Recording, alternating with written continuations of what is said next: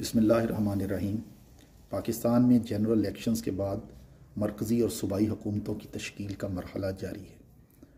عوام، کاروباری طبقہ سبھی دعا گو ہیں کہ پاکستان میں سٹیبلٹی آئے، پاکستان کی ترقی کا پہیہ چلنا شروع ہو، پاکستان کے درینہ مسائل حل ہوں اور ہماری ترجیحات، ہماری حکومت کی ترجیحات عوام اور قدرتی وسائل ہوں۔ صرف یہی دو چیزیں ہیں جو پاکستان کے مسائل کا حل بھی ہیں اور ترقی کی ضامن بھی۔ سامعین کرام، پانی انسانی زندگی کا لازمی جزو ہے۔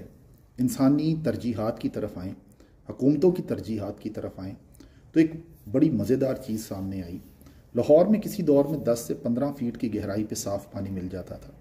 آج 150 سے 200 فٹ کی گہرائی اور بعض جگہوں پہ 500 فٹ تک زیر زمین صاف پانی دستیاب نہیں۔ وجہ یہ ہے کہ لاہور میں روز 2000 ٹیوبل 3500 ایکڑ فیٹ پانی زمین سے نکالتے ہیں۔ ظاہری بات ایک بڑا شہر ہے، اس کی ضروریات ہیں۔ لاہور کو زیر زمین واٹر ٹیبل کو سٹیبل کرنے کے لیے 1 لاکھ ایکڑ فیٹ پانی کی ضرورت ہے۔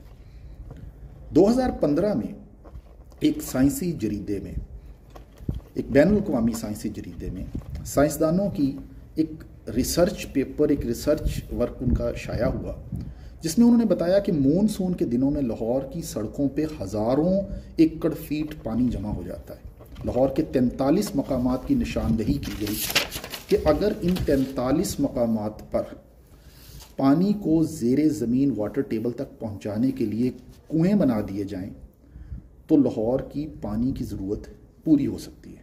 قذافی اسٹیڈیم کے اطراف 2 کنویں تعمیر کیے گئے۔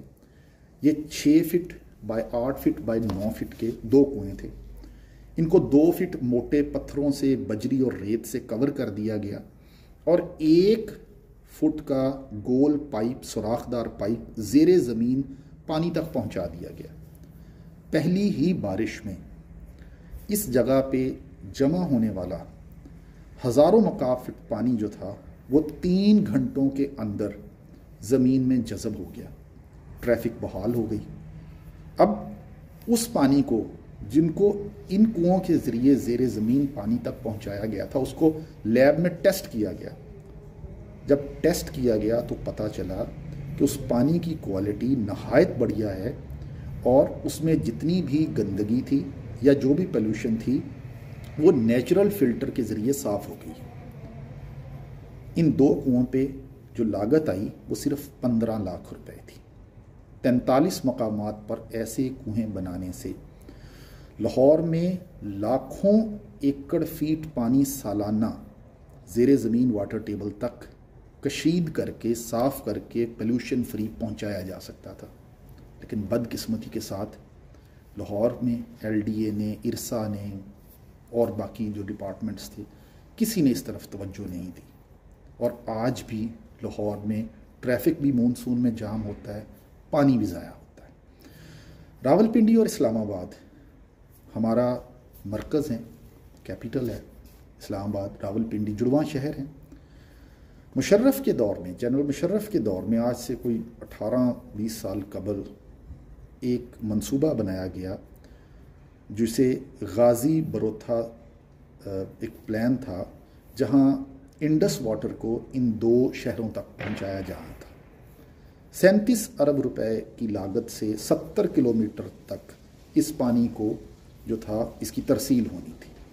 ویسے ان جڑواں شہروں میں راول ڈیم سے، سملی ڈیم سے اور خانپور ڈیم سے پانی آتا ہے، لیکن پھر بھی کوئی 14 ملین گیلن کی جو ہے شارٹ فال ان 2 شہروں کو رہتا ہے۔